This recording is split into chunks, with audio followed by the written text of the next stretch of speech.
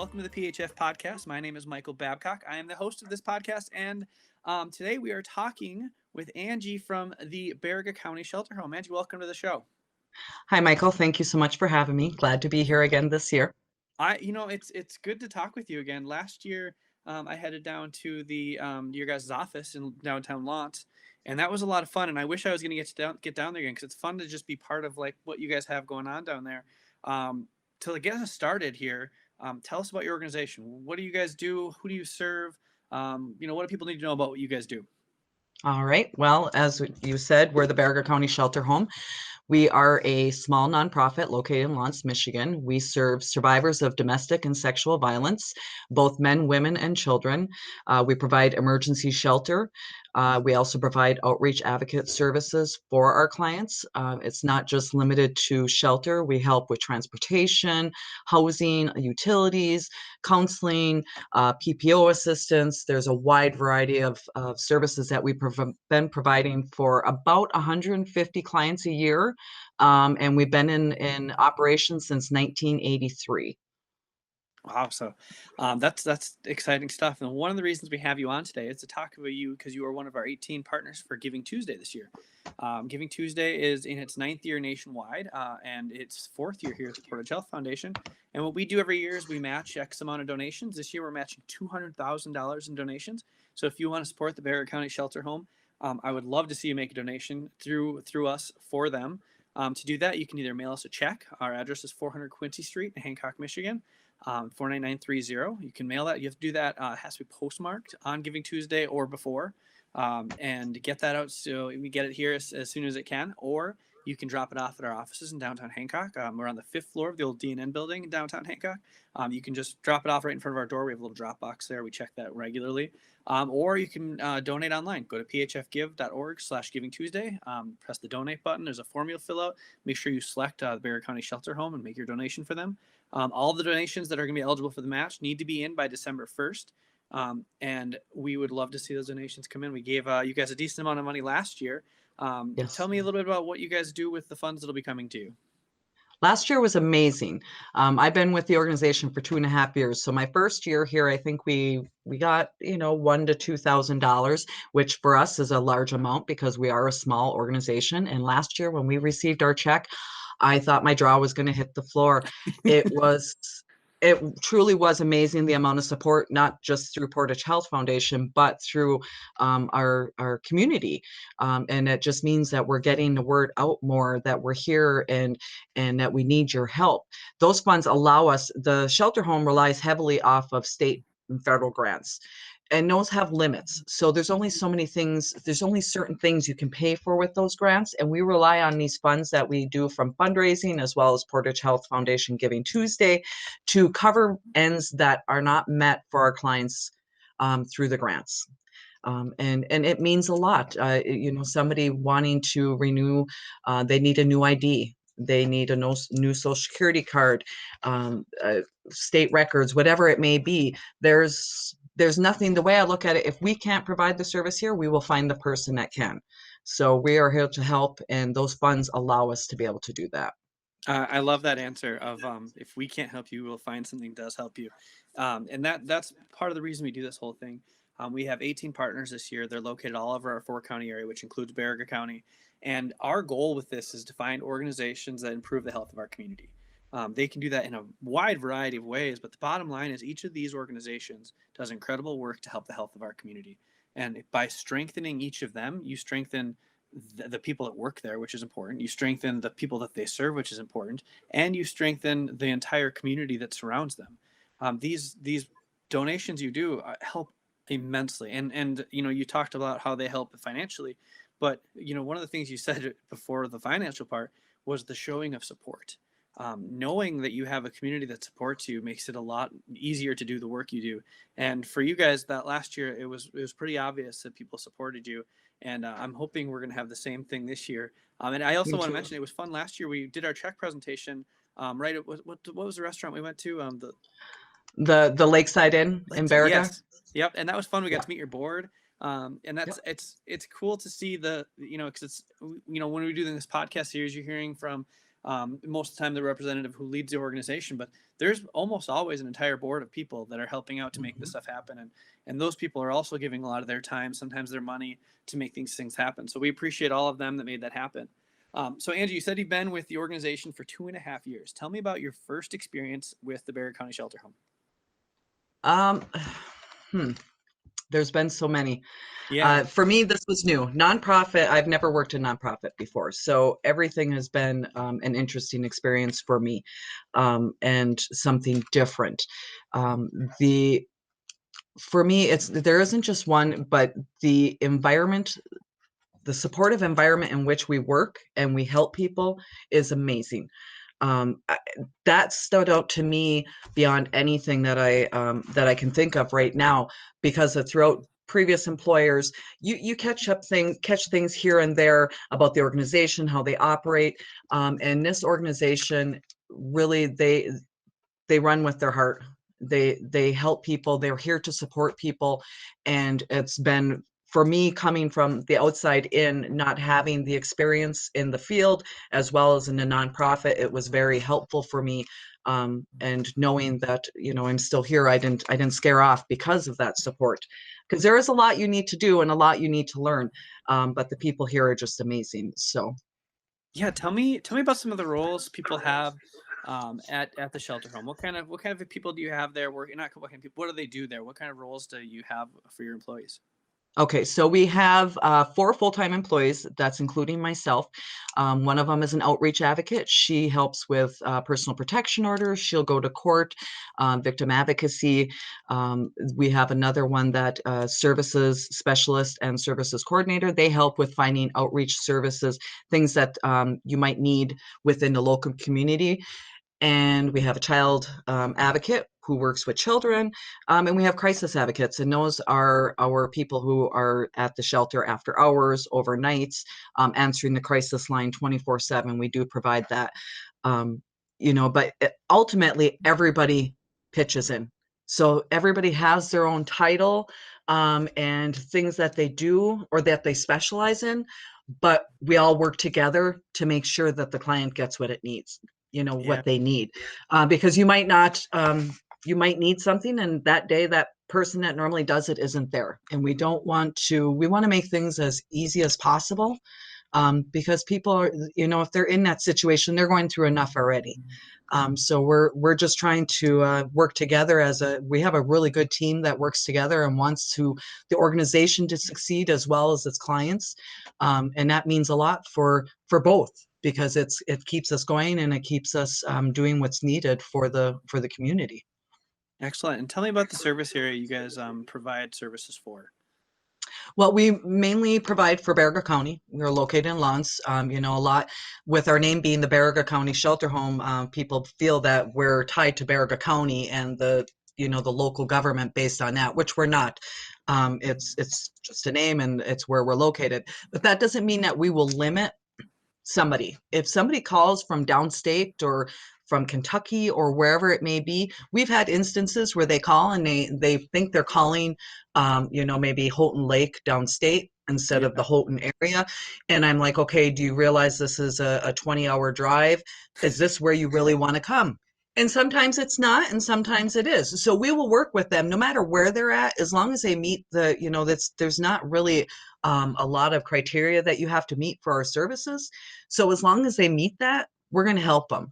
And Yeah. it may be that, we're helping them with getting to Michigan, which in the wintertime most people don't want to do. Or it could be that we're trying to locate local services to help them in their area. Right.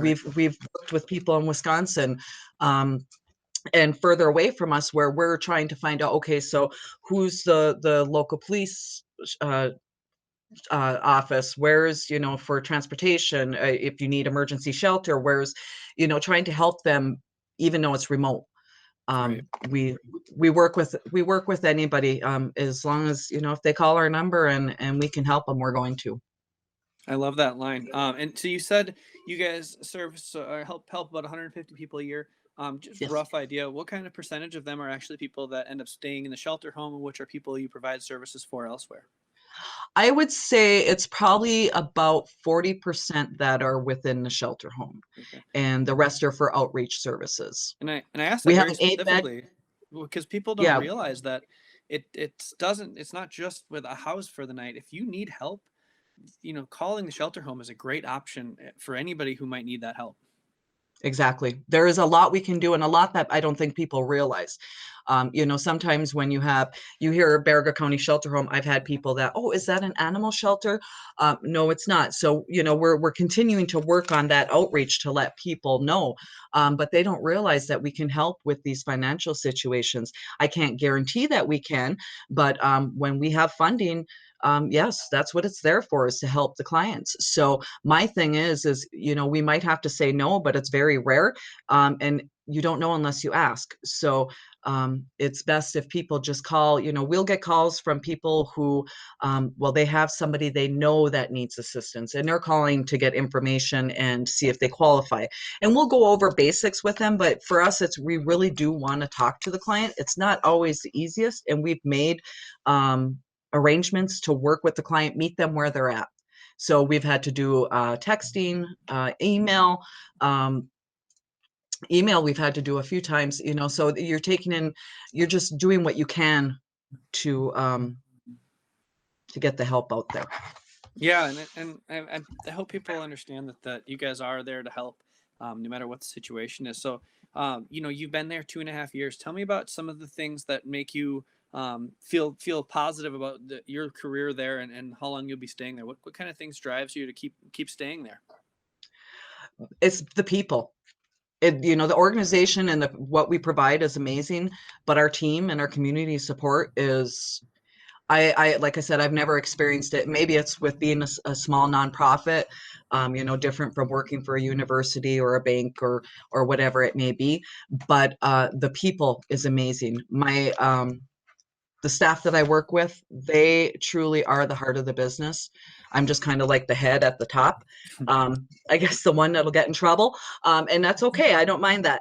But they're in it for the right reason. And they're in it to help. And that is what truly makes a difference. It's the supportive environment, and that everybody is here, not to say this is my role or that's your role, but what can we do to help this person?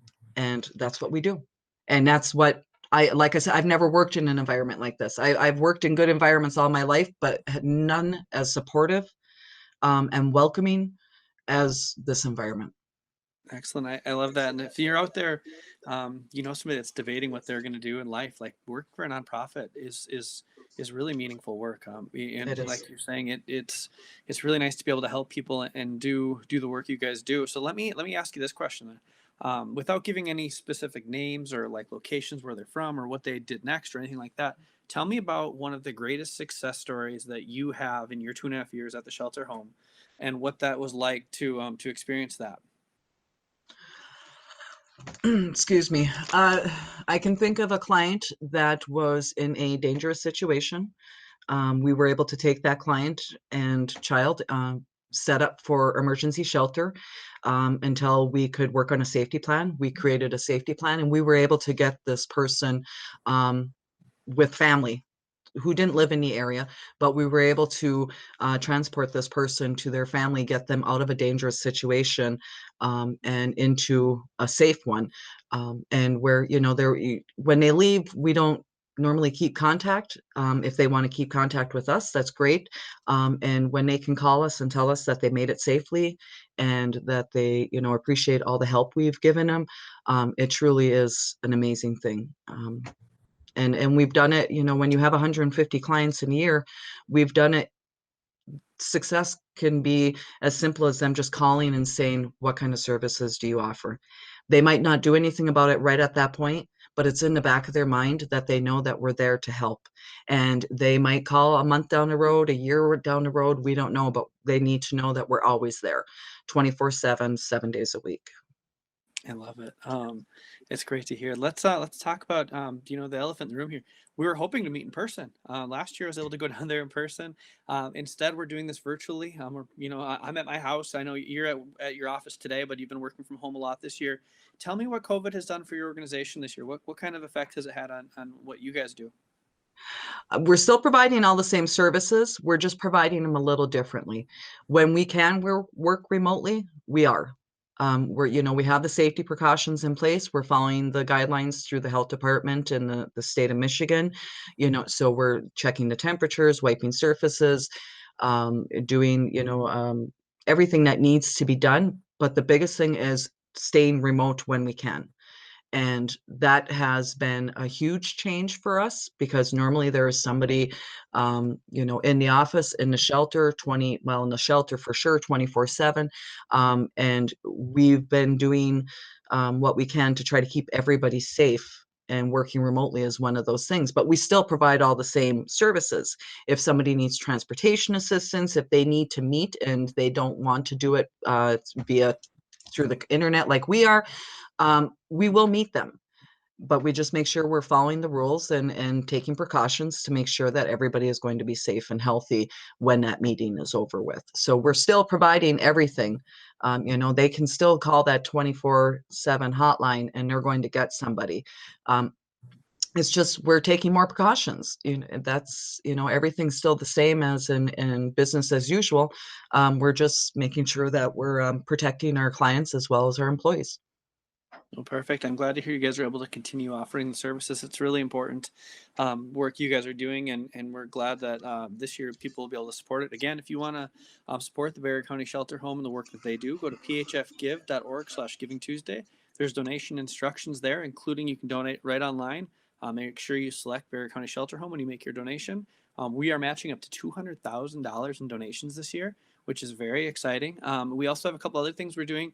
This podcast series, this is available wherever you get podcasts, Apple Podcasts, Spotify, wherever you might listen to podcasts. You can go on there, you should subscribe to it so you get future podcast alerts. We're going to be doing this regularly throughout Giving Tuesday, but also beyond Giving Tuesday, we're going to be releasing this podcast regularly, telling you different stories about the work we do in our 4-county area to make it a healthier community. So make sure you subscribe to that. And then, of course, we have a restaurant guide that we have out now too. The latest addition to it is Gino's Restaurant in Hancock. Go there on Giving Tuesday itself, and 10% of the proceeds that day will be donated to Giving Tuesday, which will go spread out to all 18 organizations. And if you know any other restaurants that you think would be interested in joining with that, make sure they go to phfgive.org/Giving Tuesday. There's information there how restaurants can join, and we'd love to have them join in that day. Our vision is that on Giving Tuesday itself, we're going to be out there celebrating the way we do many other holidays. This is just going to be going out to this year. We're not going to be going in the restaurants, of course. We'll be getting it to go. But the idea is that, both these restaurants and these nonprofit organizations need your support. And if we can celebrate any way we can, that's wonderful. So, Angie, I've got through most of my questions with you. The last question I want to ask you is, how can people further support the Baraga County Shelter Home? Well, as you mentioned, through PHF.give or .org Giving Tuesday, they can. They can also go to our website, which is bcshelter.org. There's a donate link there. They can call our 24/7 crisis line, area code 906-524-7078. And through that, they're going to want to say if they have, because we do accept monetary donations as well as physical donations, clothing, furniture. We're doing that limited now during COVID, but it's just best to call because we might have a client that needs it, and we can work on arrangement to do it. Right now, we also have our Give a Coat, Take a Coat promotion going on. Well, not a promotion, but we've been doing it for about the past 4 years. We have a coat rack outside our office, which is located in the American Legion building in Lawrence, and people can donate coats, winter coats there, or they can grab a coat if they need. The rack is somewhat full right now, and it stays like that all winter long. Give and take, give and take. And there's no cost to anybody, and they don't have to be a client of the shelter home to utilize the free coats or to donate. So that is wonderful because we're able to help out a lot of people with that. They can also, here tomorrow's, well, I don't know what they call Wednesday, but tomorrow's Thanksgiving, and then you have Black Friday. So if they go to Amazon Smile, they can search for Baraga County Shelter Home, and as they're shopping on Amazon, either through now or Cyber Monday or whenever, a portion of what they're spending, it doesn't cost them anything, gets donated to us. It's just, it's real simple to do. So we encourage people to do that as well. We also accept donations via the mail, P.O. Box 10, Lawrence, Michigan. But the best thing, if they have any questions, we're always welcoming. The more help, the better. If we can't use it right now, we'll figure out when we can. But the best thing to do is to call our crisis line. They can call our outreach office, but it's hit and miss when we're here because the outreach office is not open during the pandemic. But I do check it periodically, but that 24/7 crisis line is always answered. So even if they don't have a crisis, when they call, they can mention what they're needing, and whoever answers the phone will get the message to the right person. So we Excellent. appreciate all the help we can get. Yeah, and I speak for the entire community when I say thank you guys for the work you do. It's wonderful to have an organization like yours doing the work you do. Again, support them, phfgive.org/Giving Tuesday. Make your donation. We're matching up to $200,000 to 18 different nonprofits in our community. Thank you again, Angie, for joining, and we will see you guys next time. Thank you so much, Michael. Happy Thanksgiving.